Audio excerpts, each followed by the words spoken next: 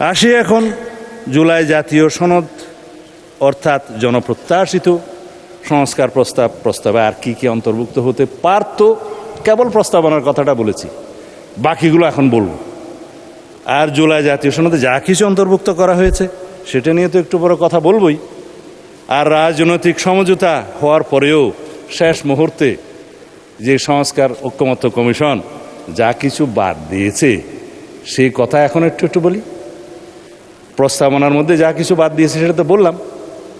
রাষ্ট্র পরিচালনার মূলনীতি হিসেবে যেটা বললাম, মহান আল্লাহর উপর আস্থা এবং বিশ্বাস, পূর্ণ আস্থা এবং বিশ্বাস, ঐকমত্য হয়েছিল, লেখা হয় নাই সনদে। তারপরে পদ্মা সেতু, মেট্রো রেল এবং এলিভেটেড এক্সপ্রেসওয়ে নির্মাণের গর্বিত অংশীদার বসুন্ধরা সিমেন্ট। মরহুম শেখ মুজিবুর রহমানের ছবি সংক্রান্ত যে অনুচ্ছেদ পঞ্চদশ সংশোধনীতে অন্তর্ভুক্ত করা হলো, আজকে এখানে অনেকে বক্তব্য দিলেন যে তাহলে তো ছবি টানাতে হয়। ছবি না টানানোর জন্যই তো এই সংশোধনীগুলো গ্রহণ করার জন্য বলছি। সম্মত হয়েছিলাম আমরা, ঐকমত্য হয়েছিল বিরোধী এবং আমরা সবাই মিলে যারা আলোচনা করেছি। 33টা দল ছিল ওখানে। চিঠিও দেয়া হলো আমাদেরকে যে আপনারা এই দফা চান কিনা। আমরা বললাম সংস্কার প্রস্তাবের পক্ষে, আলোচনায় তো আমরা একমত হয়েছিলাম, আবার চিঠি কেন? সেই চিঠি সই করে আবার তাদেরকে দিয়েছি, হ্যাঁ একমত, কিন্তু সনদ অন্তর্ভুক্ত করা হলো না মাননীয় স্পিকার। আর একটা সম্মত হয়েছিলাম তফসিল, পঞ্চদশ সংশোধনের মাধ্যমে সংবিধানে 3টা তফসিল সংযুক্ত করা হয়েছে, পঞ্চম, ষষ্ঠ এবং সপ্তম। যে এইখানে একজন ভদ্রলোক নাকি স্বাধীনতার ঘোষণা দিয়েছিলেন বলে এখানে একটা দেয়া হলো, আমি নাম নিতে চাই না। হলো তফসিল, বলা হলো একজন 7ই মার্চের ভাষণ দিয়েছে, সংবিধানে অন্তর্ভুক্ত করা হলো। রচনা, লিটারেচার আর্কাইভে থাকতে পারতো, সংবিধানে নিয়ে আসলো। তারপর ওই স্বাধীনতার ঘোষণা দিয়েছে বলে স্বাধীনতার ঘোষণাপত্রের পঞ্চম অথবা ষষ্ঠ প্যারাতে বলেছিলেন যে মরহুম শেখ মুজিবুর রহমান, ওখানে মরহুম লেখা নাই, যে যথাযথভাবে ঢাকায় স্বাধীনতার ঘোষণা করেছেন। ইতিহাস কি তা বলে? বলে না। সারা বিশ্ব স্বীকৃত যেটা শহীদ রাষ্ট্রপতি জিয়াউর রহমান 26 তারিখে অর্থাৎ 25 তারিখের দিনগত রাতের 26 তারিখের প্রথম প্রহরে যেটা উই রিভোল্ট বলে স্বাধীনতার ঘোষণা দিয়েছিলেন। তারপরে 27 তারিখ, সেই জন্যই বাংলাদেশের স্বাধীনতা দিবস 26 তারিখ। তারপরে 27 তারিখে তিনি কালুরঘাট বেতার কেন্দ্র থেকে provisional head of the state হিসেবে এই বাংলাদেশের স্বাধীনতা ঘোষণা করেন। এরপরে সংশোধিতভাবে on behalf of the national leader Sheikh Mujibur Rahman স্বাধীনতার পক্ষে ঘোষণা করেন। এটা ইতিহাস, আমরা অস্বীকার করি না। কিন্তু 26 তারিখে স্বাধীনতার ঘোষণাপত্রে তিনি ঘোষণা দিয়েছিলেন বলে যেটা লেখা হলো, অস্বীকার করি না মাননীয় স্পিকার, কারণ এটা একটা ন্যাশনাল আর্কাইভের দলিল। কিন্তু জিনিসটাকে এস্টাবলিশ করার জন্য আর একটা যে তফসিল ঘোষণা করে তথাকথিত একটা তফসিলের নামে যে লেখা হলো যিনি এত তারিখে ঘোষণা দিয়েছেন বেতারের মধ্যে, সেটা তো কোনো গবেষণায় আসে না। সেই জন্য 5, 6 এবং 7 এই 3টা তফসিল বিলুপ্তির জন্য এই ঐকমত্য কমিশনের প্রস্তাব, সংবিধান সংস্কার কমিশনের প্রস্তাব ছিল। আর না হলে এখানে সবাই সাক্ষী দিতে পারেন, আমরা একমত হয়েছিলাম। কিন্তু যেদিন স্বাক্ষর করব সেদিন দেখা গেল নাই একটা তফসিল, সপ্তম তফসিলটা নাই। জুলাই ঘোষণাপত্রের সনদে সবাই স্বাক্ষর করেছে মাননীয় স্পিকার, এখানে যারা যারা রিপ্রেজেন্ট করছে। তবে এনসিপি নির্বাচনের পরে করেছে, বাকিরা আগে করেছে। স্বাক্ষর তো করেছেন, সেই স্বাক্ষরিত জুলাই জাতীয় সনদে অবশ্যই নোট অফ ডিসেন্টগুলো দেখে শুনেই করেছেন। সুতরাং এখানে এগুলো নিয়ে অস্বীকার করার তো কিছু নাই। এখন নোট অফ ডিসেন্টের ভাষা কি হবে সেটা নিয়েই তো হয়েছে। এই যে আমাদের ইশতেহার, একটা ইশতেহারের কপি আনছিলাম এখানে, ইশতেহারের মধ্যে বলা আছে যে যারা নির্বাচনী ইশতেহারে সেই সমস্ত নোট অফ ডিসেন্ট উল্লেখ করে জনগণের ম্যান্ডেট প্রাপ্ত হবে তারা সেই মতে বাস্তবায়ন করিতে পারিবে।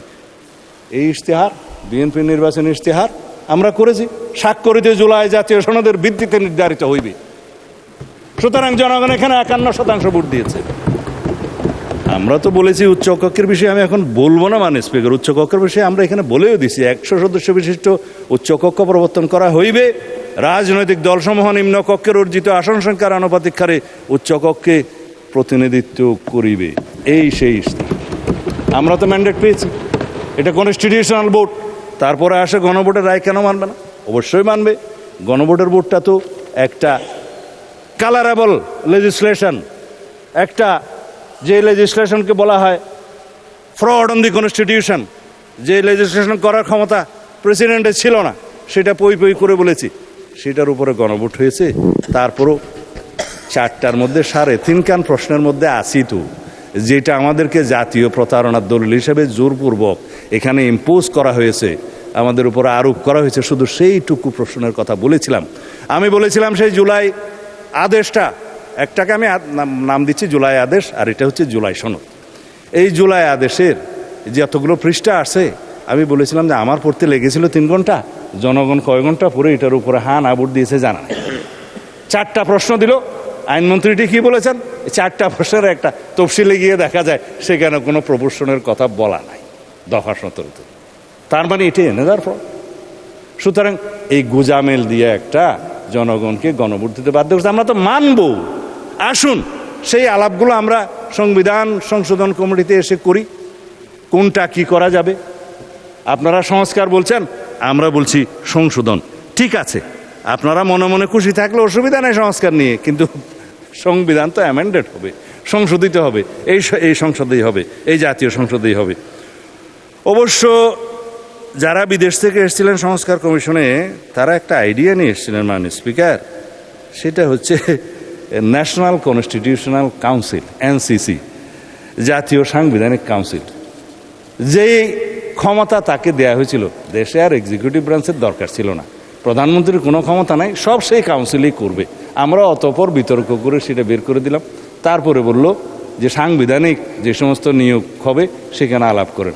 আমরা বললাম নির্বাচন কমিশনের গঠন প্রণালী সম্পর্কে আমরা একমত, সাংবিধানিকভাবে সংবিধানে আনবে বিরোধী দল, সরকারি দল, মাননীয় স্পিকারের নেতৃত্বে, এবং একটা নিউট্রাল কমিটি করে সেটা করা হবে, আমাদের এই প্রস্তাব।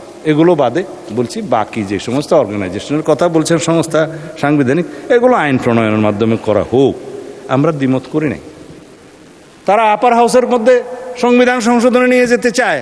আমরা বললাম আপার হাউস পৃথিবীর যে সমস্ত দেশে, উন্নত দেশে আছে, যেমন United states of America, senate, সেখানে 50টা অঙ্গরাজ্যে তাদের স্টেটের মধ্যে সরাসরি ভোটে সিনেটর নিযুক্ত হয়, তাদের ক্ষমতা থাকে, সাংবিধানিক ক্ষমতা থাকে, কমিটির ক্ষমতা থাকে, লেজিসলেশনের ক্ষমতা থাকে। আমরা পার্শ্ববর্তী দেশ ইন্ডিয়ার কথা জানি, কাউন্সিল অফ স্টেটস, ইন্ডিয়ান কনস্টিটিউশনের আর্টিকেল 80, তারা বলছে যে it is council of states, যেটা রাজ্যসভা নামে পরিচিত। তারা সরাসরি ভোটে নির্বাচিত নন, তাদের লেজিসলেশনের ক্ষমতা ইনডাইরেক্টলি দেয়া হয়, লোয়ার হাউসের মধ্যে আসে, আপার হাউস থেকে প্রস্তাব আসে।